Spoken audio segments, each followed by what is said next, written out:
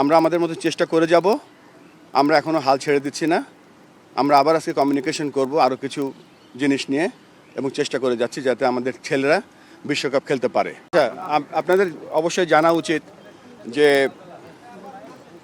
গতকালকে আইসিসির একটা মিটিং ছিল এবং মিটিংয়ের যে কমিউনিকেশন ছিল, কমিউনিকেশনটা শুরু হয়েছিল সেখান থেকে যখন মুস্তাফিজকে আইপিএলের একটা দল থেকে বাদ দেওয়া হলো।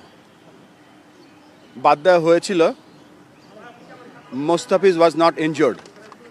মুস্তাফিজ নিজে থেকে নাম উইথড্র করেনি। মুস্তাফিজ, বাংলাদেশ ক্রিকেট বোর্ড তার এনওসি ক্যান্সেল করেনি। নিরাপত্তাজনিত কারণে মুস্তাফিজকে আইপিএলের একটা দল থেকে বাদ দেওয়া হয়েছিল। পরবর্তীতে আমরা গভর্নমেন্টের মাধ্যমে জানতে পারলাম এবং আমরা ফিল করেছি সিকিউরিটি একটা বড় ইস্যু এই 2020 ওয়ার্ল্ড কাপের জন্য। জানার সাথে সাথে আমরা আইসিসির সাথে যোগাযোগ করেছি 4th of January এবং 4th of January আমরা জানিয়েছি যে this is the situation, give us an alternate venue or look this matter seriously. পরবর্তীতে বিভিন্ন পর্যায়ে আমাদের সাথে যোগাযোগ হয়েছে এবং যোগাযোগের এক পর্যায়ে আমরা এস্টাবলিশ করতে পেরেছিলাম যে এই সিকিউরিটির কারণে আইসিসি বিভিন্ন পদক্ষেপ নিয়েছে এবং রিসেন্টলি আইসিসি বিভিন্ন সময় 1996, 2003 যে ঘটনাগুলো ঘটেছিল সেগুলো চেষ্টা করেছে। যে রিসেন্ট যে ঘটনাগুলো ঘটেছে এবং আইসিসির যে পদক্ষেপগুলো ছিল সেগুলো তাদেরকে আমরা দেখিয়ে দিয়েছি চোখে আঙ্গুল দিয়ে। গত বছর ফেব্রুয়ারি মাসে যখন একটা দেশ নিরাপত্তাজনিত কারণে চ্যাম্পিয়ন্স ট্রফি খেলতে যেতে অস্বীকৃতি জানিয়েছিল, তখন সেই দেশের গভর্নমেন্টের পারমিশন নিয়ে আইসিসিকে যখন জানানো হয়েছিল তখন জন্য একটা নিউট্রাল ভেন্যুর ব্যবস্থা করেছিল এবং সেই নিউট্রাল ভেন্যুতে তারা সমস্ত চ্যাম্পিয়ন্স ট্রফি একটা হোটেলে থেকে একটা মাঠে খেলেছিল। ইট ওয়াজ এ প্রিভিলেজড। পরবর্তী যে আপনারা জানেন যে বলছি যে শ্রীলঙ্কা কো-হোস্ট, শ্রীলঙ্কা হাইব্রিড মডেলের একটা অংশ যেখানে অন্য অন্য দেশের খেলাগুলো হচ্ছে সেখানে সেই দিকে তাকিয়ে আমরা বলেছিলাম যে যেহেতু এটা হাইব্রিড মডেলটাও হয়েছে বিকজ অফ সিকিউরিটি এবং গভর্নমেন্টের অনীহার কারণে আমরা সেই লাইনেও তাদের আইসিসিকে বলার চেষ্টা করেছি এবং বুঝিয়েছি, কিন্তু তারপরে আমাদের আবেদনকে খারিজ করে দেওয়া হয়েছে। আমরা আবারও চেষ্টা করব আজকে আর কি পথ আছে আইসিসিকে বলা।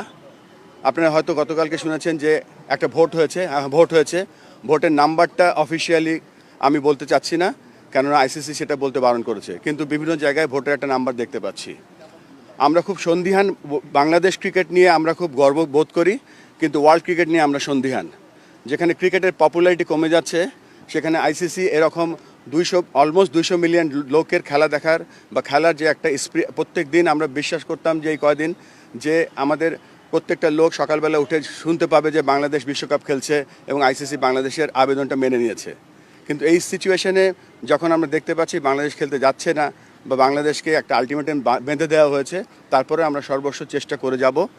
যেখানে আগেও বলছিলাম যে বিশ্ব ক্রিকেটের পপুলারিটি কমে যাচ্ছে, সেখানে বাংলাদেশের মতো দেশ যদি বাংলাদেশের মতো একটা ক্রিকেট লাভিং কান্ট্রি যদি মিস করে, আইসিসি বড় একটা মিস করবে। যেখানে ক্রিকেট বড় হচ্ছে, ক্রিকেট অলিম্পিকে যাচ্ছে 28-এ, 32-এ ব্রিসবেন হোস্ট করছে, 36-এ ইন্ডিয়া অলিম্পিক বিট করছে, কমনওয়েলথ গেমস তারা বিট করছে।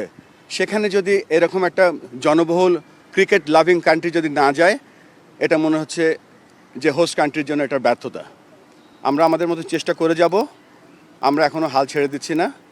আমরা আবার আজকে কমিউনিকেশন করব আরও কিছু জিনিস নিয়ে এবং চেষ্টা করে যাচ্ছি যাতে আমাদের ছেলেরা বিশ্বকাপ খেলতে পারে। আমাদের একটাই চাহিদা, আমরা বিশ্বকাপ খেলতে চাই। এই মুহূর্তে আমরা ইন্ডিয়াতে যেতে চাই না, আমরা শ্রীলঙ্কার মাটিতে বিশ্বকাপ খেলতে চাই। আমরা এখনও রেডি, আমাদের দল রেডি আছে। Thank you. শকিং আমরা প্রেস লিস্টে দেখিনি, বাট যে মিটিংটা হয়েছিল সেখানে কিছু শকিং বিষয় ঘটেছিল। মুস্তাফিজের ঘটনাটা থেকে এটা শুরু, তার ওই প্রেস বিজ্ঞপ্তিতে বলেছে যে এটা সিঙ্গেল আইসোলেটেড ইররিলেভেন্ট একটা ইস্যু।